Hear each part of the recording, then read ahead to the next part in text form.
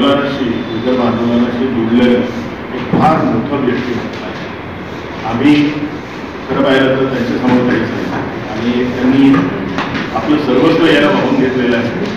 राजकुमारजी तेरपुडे हे सुद्धा या मंचावरती उपस्थित आहेत आणि मी त्यांचं पण तिथे स्वागत करतो.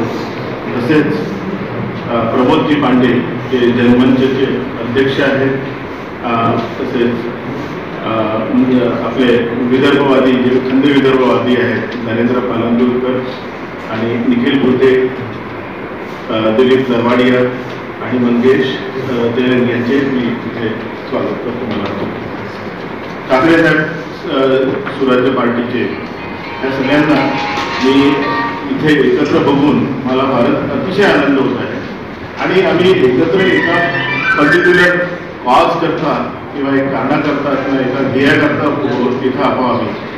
तो ध्येय म्हणजे आता सगळ्यात प्रामुख्याने ध्येय आहे विदर्भ राज्य मिळवणे. आणि मागच्या निवडणुकीमध्ये जे सगळे प्रॉमिसेस केले होते भारतीय जनता पार्टी यांनी ते सगळे धुळीला मिळाले. जे लोक खूप मोठाले आंदोलन घेऊन आमच्यासोबत खूप मोठाले भाषण दिले ते मुनगंटीवार साहेब म्हणा की जे माजी मुख्यमंत्री राहिलेले देवेंद्रजी फडणवीस म्हणा, या सगळ्या लोकांनी विदर्भाकडे सातत्याने पाठ फिरवली आहे.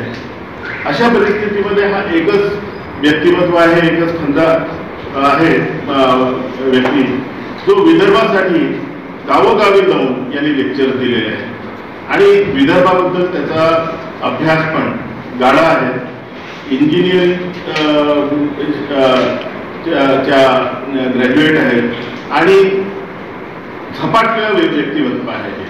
तर मला अशी आशा आहे की विदर्भातले जितके किंवा ॲटलिस्ट नागपूर डिव्हिजनचे जितके ग्रॅज्युएट्स आहेत, जितके पदवीधर मतदार आहेत, हे यांना वोट करतील आणि आम्ही निवडणूक ही जिंकून येणारच. इश्यूज आहेत की विदर्भ का पाहिजे का नाही पाहिजे, काही लोकांचा विरोधी असेल, पण विदर्भाच्या बाबतीमध्ये आपली राजधानी आपण गमावली आहे, ते वैभव आपल्याला पुन्हा प्राप्त झालं पाहिजे. त्यानुसार प्रत्येकानं हा विचार केला पाहिजे की विदर्भ मिळण्यासाठी आपण काय करायला पाहिजे आणि त्यानुसार विदर्भवादी उमेदवार जो आहे त्याला आपण मदत केली पाहिजे. अशी आपण सर्वांना विनंती की आपण नितीनजीच्या मागं उभं राहायला पाहिजे आणि त्यांना जास्तीत जास्त म्हणतात आपण मिळणार.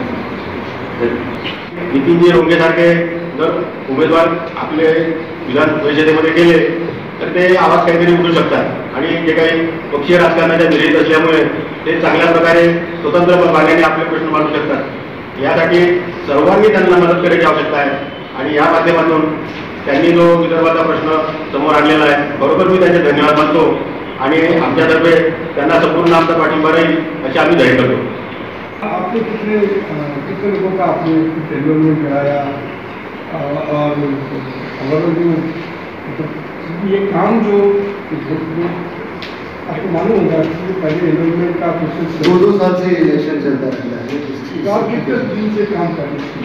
सर हम पिछले साल सितंबर से इसके बारे में हमने सोचा था और हमने यहाँ पे काम चालू किया. हमको एक बहुत बड़ा बेनिफिट मिला जाए जिसका एक रिजल्ट इस इलेक्शन में देखने के लिए मिले. ये हमको एक चीज़ का बहुत अच्छा लगा कि हर कोने में एक विदर्भवादी है. आपके गली में भी शायद कोई होगा. उन सब लोगों का और स्वयं स्फूर्ति से, हाँ हमको थोड़ा लॉकडाउन के पहले 1 महीने में फटका लगा, लेकिन जैसे ही ऑनलाइन रजिस्ट्रेशन शुरू हो गया तो हमारे सब लोगों ने ऑनलाइन बहुत ज़्यादा है.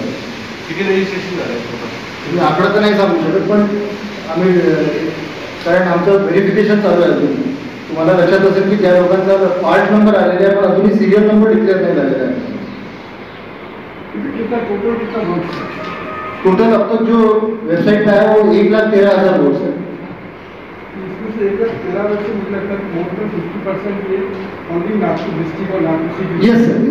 वो एक पूरा है कि टोटल 5 डिस्ट्रिक्ट का जितना है उतना नागपुर डिस्ट्रिक्ट का, और उसमें से भी अराउंड हमारा जो कैलकुलेशन है 35% is Nagpur city and around, और बाकी नागपुर.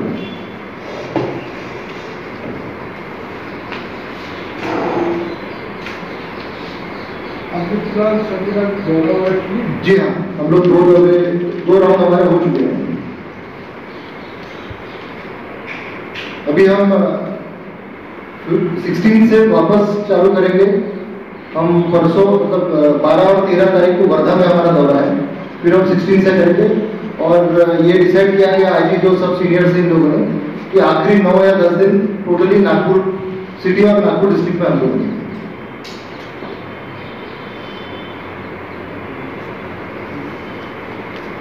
इसमें 2 पॉलिटिकल पार्टीज और आपके अपोनेंट में है, एक कांग्रेस सपोर्टेड है और एक बीजेपी। आपकी फाइट किसके साथ रहेगी, आपको क्या लगता है? सर, हमारी फाइट भारतीय जनता पार्टी से। And yes, I am going to take this opportunity to expose the ill-doings that BJP did in its tenure of 5 years, plus what Congress did for last so many years. जैसा अभी किसी ने बताया, सरकारी नौकरी का प्रश्न है, इरिगेशन का प्रॉब्लम है। मैं जो महाविद्यालय जन जागरण जो करता रहता था, उसका जो एक्सटेंशन है, उसका नेक्स्ट ग्रुप ही इलेक्शन है, मैं ऐसा मानता हूँ। और बहुत सारे इश्यूज है सर। अभी एक थोड़ा सा 2 दिन से हमको भी ये भी प्रॉब्लम आ गया, जब हम जो स्कूल्स में इससे पहले अप्रोच हुए थे, तो 7 तारीख से लेकर 20 तारीख तक अभी स्कूल्स भी थोड़े बंद है। तो we will be making extensive use of social media to address this issues. My main focus would be on unemployment. My main issues would be on the less development which is there in this region. I am also trying to address the migration of youths of this region. आप देखिए, नागपुर में 10 और 10, 20 घर के बच्चों में से 15-16 घर के बच्चे बाहर हैं। मेरा ये बिल्कुल मानना है कि ये सारे बच्चे यहाँ वापस आ सकते हैं, इससे यहाँ की economy. And yes, probably for the first time, अभी आप पत्रकार लोग आप लोग ज़्यादा समझते हैं, इस कोरोना काल में हमको पता चला है कि एनवायरनमेंट कितना बड़ा इशू है। नागपुर, चंद्रपुर, गोंदिया, जो मेरे इस इलेक्शन के कॉन्स्टिट्यूएंसीज के 3 शहर हैं, इन 3 शहरों के आसपास 15,000 मेगावाट पावर प्रोड्यूस होता है, और उसका सब पोल्यूशन हम अपने ऊपर ले रहे हैं। आप देखिए, नागपुर, चंद्रपुर, इन सब सिटीज में कैंसर की केसेस कितनी बढ़ रही है, बच्चों के हेल्थ में कितने ज्यादा प्रॉब्लम्स हो रहे हैं। स्पेशली आप नॉर्थ नागपुर, इंदौरा, ये सब एरिया देखिए, कोराडी, कांधी जैसे एरिया देखिए, कितने ज्यादा प्रॉब्लम्स है। मैं ये अपने इश्यूज में ये कर रहा हूँ। मैं विमेन हेल्थ के लिए इस बार काफी कुछ एम्फोसिस कर रहा हूँ। You will come to know about this. हम लोग हमारा सब जो my manifesto is under final ये we have taken inputs from right from sex specialist to gynaecologist to child specialist to people who are into power, people who look after pollution. अब मैंने सरकारी नौकरियों का प्रश्न बहुत ज़्यादा स्टडी किया है, तो मैं अपने इनपुट्स उसमें दे रहा हूँ। सर, जो मतलब this is not the breaking news और द हेडलाइन, आप सब लोग जानते हैं, पर शायद हमारे यहाँ के फाइनेंस मिनिस्टर ने, मतलब एक्स फाइनेंस मिनिस्टर ने जो सरकारी नौकरियों के बारे में किया है, वो आई थिंक विदर्भ के लिए बहुत सबसे बड़ा धोखा है। मतलब इससे पहले भी धोखे हुए विदर्भ के साथ। मराठीत एक म्हण आहे की विदर्भातल्या नेत्यांचे पाय मातीचेच निघतात, पण जो सुधीर भाऊ ने जो किया है उसके लिए बाकी लोग शायद माफ कर दें, पर मेरे जैसे लोग जो है, जिनको ये टॉपिक समझता है, वो आने वाली पीढ़ियां माफ नहीं करेंगे उनको। मैं कारण बताता हूँ सर कि हर बार हम लोग, मैं मामा की मत करके उससे 16 साल हो गए, 2004 से इस फील्ड में हूँ, और इसलिए थोड़ा हद से बोलता हूँ कि मेरी मदर ने मेरे को 16 जुलाई 2004 का एक पेपर निकाल के दिया था अलमारी से, फोटो वगैरह आया होगा, पहली बार को इम्पोर्टेंस रहता है, विच रेड की और इंसेटमेंट प्रोजेक्टर के सहारे जानकारी देते हुए युवा विदर्भ। तब से लेके अब तक आज की तारीख तक अपन इतने इशू एड्रेस किए, लेकिन महाराष्ट्र के एक्स फाइनेंस मिनिस्टर ने जो विदर्भ के साथ किया, वो उसका खामियाजा हमारे को आने वाली पीढ़ियों को बहुत टाइम तक भुगतना पड़ता है। मान लीजिए आज भी हम अजीत दादा के पास या सीएम साहब के पास जाते हैं, तो वो हमको वापस उल्टा वही कागज दिखाएंगे कि तुम्हारे तो फाइनेंस मिनिस्टर ने 26.28 बोला था, अभी आप आगे बोलिए। और इस इलेक्शन का रिजल्ट हमारे फेवर में आएगा, इस चीज की मेरे को गारंटी है। और जो भी आए, वी आर गोइंग टू जो लीगल ऑप्शन है इस मामले में, ताकि कम से कम जो पुलिस हेड कांस्टेबल की भर्तियां है, और अभी जो महाविद्यालय में 3-3.5 उसमें हमारी सिंपल मांग है।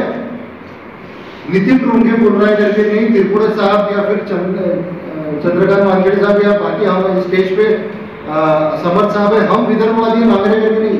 As per law, as per 371(2), as per Nagpur करार 8A, एज पर ये जो सब कदम है उसके हिसाब से हमको दीजिए कम से कम। सर हमारे वो भी नहीं होता है, इतना बेवकूफ नहीं बनाया जाता कुछ लोगों को। मेरी तो मतलब अभी शायद अभी ये टाइम है, कोरोना का टाइम है, आप आंदोलन नहीं कर सकते या फिर बिहार में जाने का भी इलेक्शन के वजह से पास हमारे पास टाइम नहीं है, बट ये दो चीजों के लिए मैं लड़ने वाला हूँ कि अभी जो